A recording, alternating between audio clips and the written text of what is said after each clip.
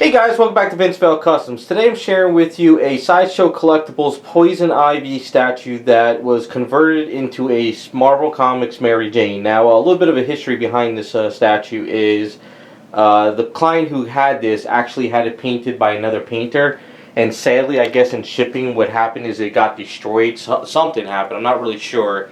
And instead of like just throwing it away and wasting it, he decided to contact me and see if we can do something with it. So we did some brainstorming, and he came up with the idea that he would love to see a Mary Jane on this statue. And I said, all right, kind of let's brainstorm and everything. And we came up with some ideas. But the thing about this statue is she's got all those leaves on her, and she was actually smashed up pretty well.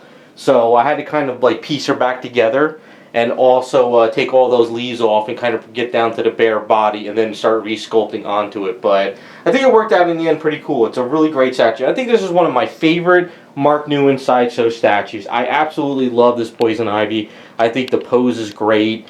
It's just an amazing sculpt. There's so many things you could be done with it. It's just very difficult with all those leaves. But if you could take your time and you could rebuild the statue, whether it's broken or brand new and you want to take off the leaves, you could really do it. So we did a little bit of brainstorming and stuff. You definitely wanted to go with like the white t-shirt with the Spider-Man symbol on it. Of course, Mary Jane, orange hair, and low-cut jeans. Now, we wanted to do something with the boots. The only problem with the boots was he wanted more of like, I think either barefoot or something else. I forgot what they were called. But the problem is sometimes with a sculpt, you can only do with what's there. You can change it up, but it requires a lot more work, and then you got to worry about support. Then to do the feet, that if you change them, actually fit the sculpt pose. So there's some things you can and can't do, and so you're always limited with a custom statue because after all, it is resin. So, but this is what we came up with. We did a little bit of back and forth on the boots, and I figured like some kind of like light, like pleather or like suede type boots, I guess you could say. That's kind of what we came up with. We kind of changed them up, gave them a little bit of a style, so that's kind of where we were with that. Now the jeans were a little bit tricky. I had to kind of build them in sections.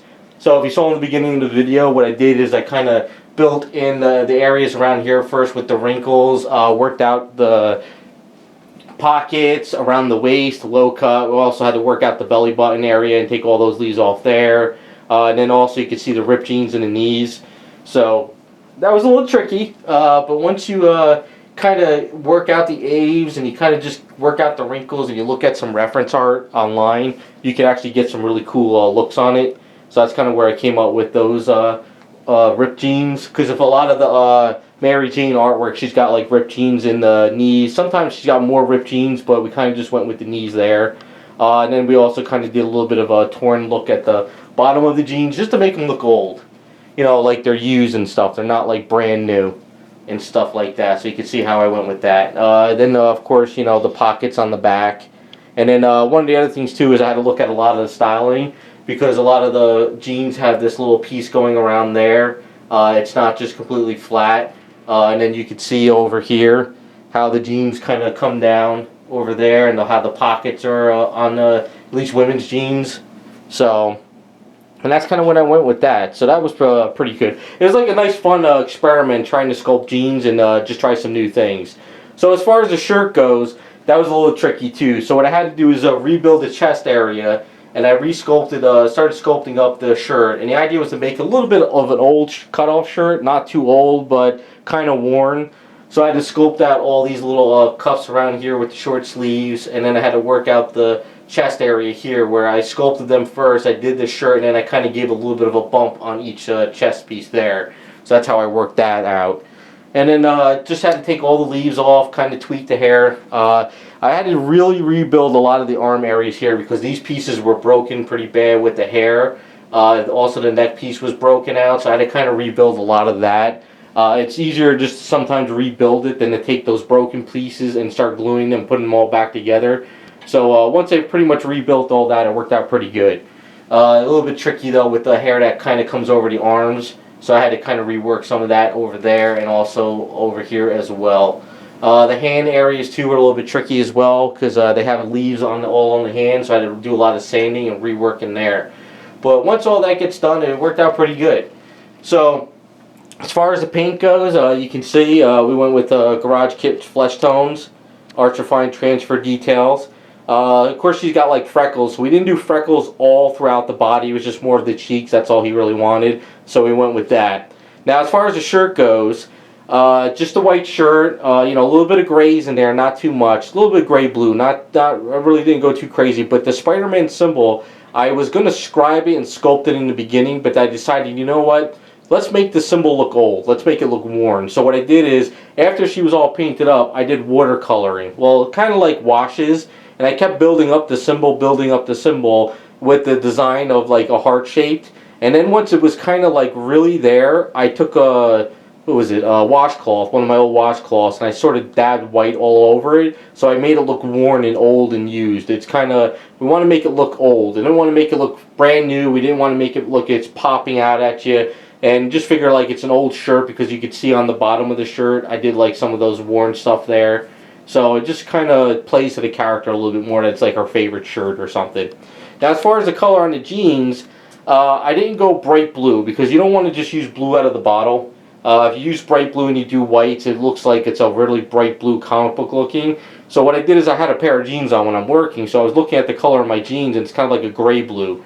So that's kind of what I was following. So I found my darkest color, or kind of like almost the mid-tone color of the gray blue, and I just pretty much sprayed it all down. And then I did some light it was transparency Payne's gray in certain shadow areas, and then it was just all dry brushing on top of it with some like a little bit of a white mixed with that blue that I mixed up, and just give it that worn jeans look, as you can see, just to bring out all the details and just go from there. And then as far as the boots go, like I said, it's just like a suede. So there's that one Model Air. No, it's not the Model Air. I forget the name of the company. It's got like, it's like a leather paint. It's called leather. So what I did is I did a brown paint, and then I dry brushed that leather stuff on it, and it makes it look like a suede, and then I dulled it down. So that worked out pretty cool. Now as far as the symbol on the base, this was actually pretty cool. So we're getting a little bit closer in this angle, as you can see. So what I did is I made up a generic round base, and then what I did is I went in Illustrator and I measured all this out, and I designed this little Spider-Man face. Now I went online and I looked up a couple like reference stuff of like how people drew like circle Spider-Man faces, like it's like a spotlight against the wall type thing. So I found one, I kind of liked what it was, and I sort of kind of copied it, but I tweaked it and I did a little bit of my own little take on it with some of the eye stuff.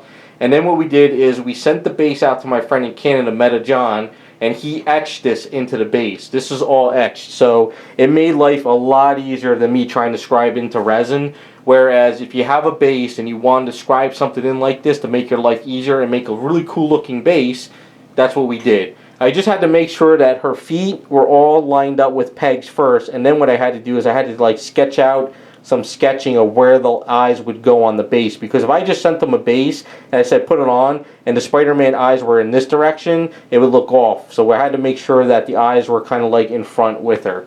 So that's pretty much Mary Jane. Now there's going to be a couple other things added to the base, but the problem is we just had no luck finding them yet. The client actually found a mirror laptop which looks like a little MacBook Pro. It's for like women's makeup, pocketbook type stuff. So what I'm going to do is I'm going to do like an Illustrator file, and then what he's going to do is get a sticker printed out and put on the mirror so it looks like she's got a laptop next to her. And then we're also looking for like a tiger, you know, like you just hit the jackpot tiger type thing that she always says is Spider-Man and Parker.